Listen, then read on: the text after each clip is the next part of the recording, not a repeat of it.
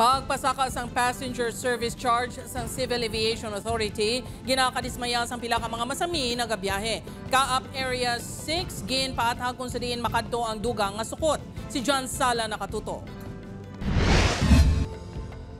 Nakabase na sa Manila ang makeup artist nga tumandok sang aklan nga si Donald. Masami ni nga nagabiyahe sa sulod kag sa luwas ang Pilipinas para sa iya trabaho kag balangitanan. Gani isa ini sa mga dismayado sang ginanunsyo sang Civil Aviation Authority of the Philippines ang pagpasaka sang sukot sang PSC o kunang passenger service charge. Hindi ako sang-ayon dito sa biglang pagtaas nila.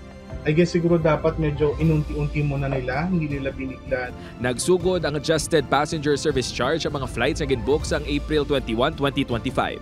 Suno sa Kaap Area 6, halin sa 750 nga ginbayad sa PSC sa Kalibo International Airport kag 550 naman sa Iloilo International Airport, mahimo na ini nga 900 pesos upod ng VAT. Samtang sa mga domestic flights naman halin sa mga international airports magabayad sang 350 pesos ang tag sa kapasahero.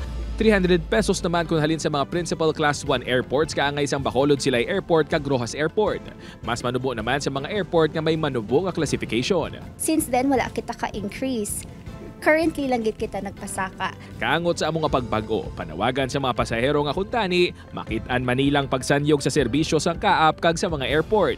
Mabigay sa amin yung convenient and yung kumbaga yung binabayad namin is worth it sa pagpunta namin sa airport. I think maging transparent lang sila kung sa diin makadto ang 900 nga service fee. If we feel naman nga there is an improvement with regards to the service and facilities, then mahambal namon nga worth it gid ang 900 nga service traveling fee. Masalig naman sa Kaap Area 6 nga ang mga dugang nga sukot ang magakadto sa pagpaayo pa sang ila serbisyo.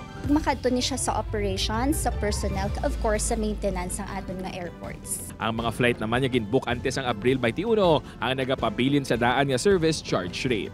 Upod kay Hans Desierto, John Sala, One Western Visayas.